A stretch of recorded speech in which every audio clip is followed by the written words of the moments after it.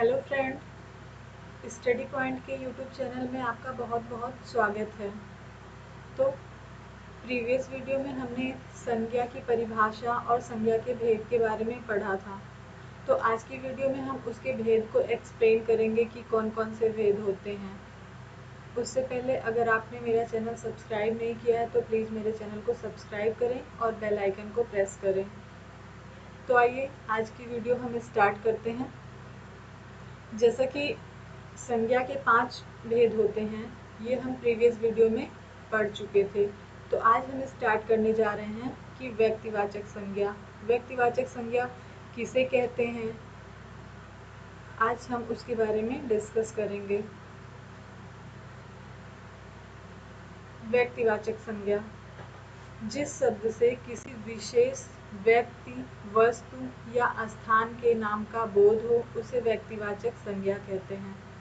कहने का मतलब है कि जिससे किस पर्टिकुलर एक व्यक्ति का या फिर पर्टिकुलर किसी एक वस्तु का या फिर पर्टिकुलर किसी एक स्थान का बोध हो उसे व्यक्तिवाचक संज्ञा कहते हैं। जैसे जहाँ एक के कहने से सिर्फ एक ही का बोध हो, जैसे राम है। अगर कहीं ढेर सारे बच्चे खड़े हैं तो उसमें सबका कुछ ना कुछ नाम होगा, किसी का राम नाम होगा, किसी का श्याम नाम होगा। तो अगर हम पर्टिकुलर राम को कह रहे हैं कि कहने का मतलब किसी एक को कह रहे हैं, तो ये व्यक्तिवाचक संज्ञा होगा। अब रामचरितमानस है, रामचरितमानस का मतलब कि रामचरितमानस नाम की एक पुस्तक लिखी है, उसके जैसी 10 पुस्तकें तो लिखी नहीं गई हैं। तो ये पर्टिकुलर हम सिर्फ रामचरितमानस के बारे में बात कर रहे हैं। मेरठ, मेरठ किसी एक शहर का नाम है, उसके जैसे 5-6 शहर तो है नहीं जिनका सबका नाम मेरठ है। तो हम जब पर्टिकुलर किसी एक के बारे में बात करेंगे, जैसे हफ्ते में 7 दिन होते हैं तो हम यहाँ सोमवार की बात कर रहे हैं, इसी तरीके से मंगलवार, तो ये सब पर्टिकुलर एक है। जब हम किसी पर्टिकुलर एक के बारे में बात करेंगे तो वो व्यक्तिवाचक संज्ञा हो जाएगी। जैसे कि 12 महीने होते हैं, 12 महीनों में से जनवरी है, फरवरी है, तो ये अलग अलग हुए, तो जनवरी को हम क्या कहेंगे, व्यक्तिवाचक। उसी तरीके से फरवरी को भी हम क्या कहेंगे, व्यक्तिवाचक। ऐसे वर्ष भी, वर्ष तो कई होते हैं, लेकिन जब उस कई वर्षों में से हम किसी पर्टिकुलर एक वर्ष के बारे में बात करेंगे तो वो व्यक्तिवाचक संज्ञा होगी।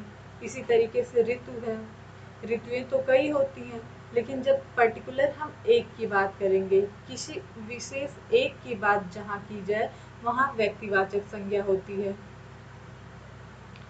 तो आइए अब जानते हैं कि जातिवाचक संज्ञा क्या होती है। जातिवाचक संज्ञा जिस शब्द से एक जाति के सभी प्राणियों अथवा वस्तुओं का बोध हो उसे जातिवाचक संज्ञा कहते हैं। जैसे कहने का मतलब है कि जिससे किसी एक जाति के सभी प्राणियों का बोध हो। जैसे बच्चा कह दिए, तो बच्चा का मतलब उसमें कोई एक बच्चा नहीं है ना, उस बच्चे के ग्रुप में बहुत सारे बच्चे आ जाएंगे। जानवर है, तो जानवर में कोई एक जानवर नहीं आएगा ना, उसमें हाथी, घोड़ा, शेर, सब कई जानवरों का समूह आएगा। तो जानवर में एक जाति के सभी प्राणियों का बोध हो रहा है, तो जानवर क्या हो जाएगा, जातिवाचक संज्ञा।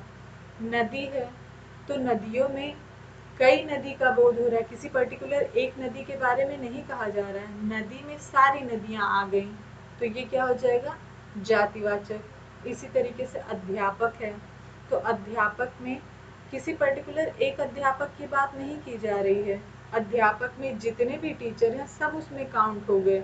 तो ये क्या हुआ कि एक जात में सभी प्राणियों का बोध करा रहा है, तो ये जातिवाचक संज्ञा हो जाएगा। जैसे फल है, तो फल में ये भी जातिवाचक संज्ञा है। जैसे फल में हम संतरा भी आ जाएगा, सेब भी आ जाएगा, आम भी आ जाएगा, कहने का मतलब कि फल के अंतर्गत सारे फल आ गए। इसी तरीके से सब्जी है, सब्जी के अंतर्गत भी सब्जी जातिवाचक इसलिए हुआ क्योंकि सब्जी कह देने से जितनी भी सब्जियां हैं, भिंडी है, गोभी है, आलू है, सब इसके अंतर्गत आ गए। तो ये एक जाति का बोध करा रहा है, इसलिए ये क्या हो जाएगा, जातिवाचक संज्ञा।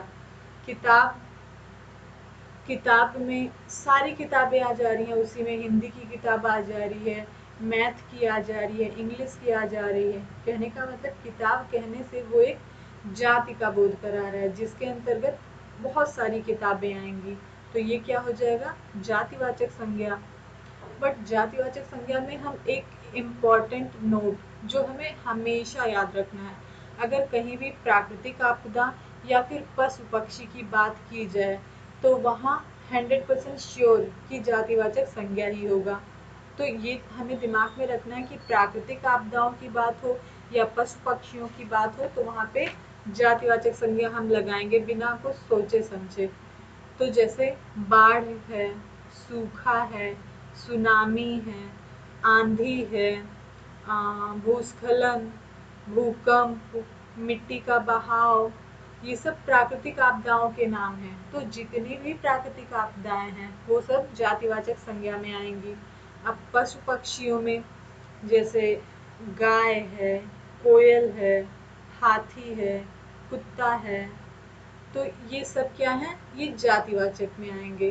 तो ये पॉइंट बहुत इंपॉर्टेंट है, ये हमें याद रखना है कि प्राकृतिक आपदा या फिर पशु पक्षी के नाम हैं तो वो जातिवाचक में आएंगे। आज के लिए सिर्फ इतना ही। नेक्स्ट वीडियो में हम इसके आगे चर्चा करेंगे। अगर आपको मेरा वीडियो पसंद आया हो तो प्लीज़ वीडियो को लाइक करें, शेयर करें और चैनल को सब्सक्राइब करें। साथ ही साथ बेल आइकन को प्रेस करना ना भूलें, जिससे कि अगर मैं कोई भी वीडियो बनाऊं तो उसका नोटिफिकेशन आपको ज़रूर मिले। Thank you.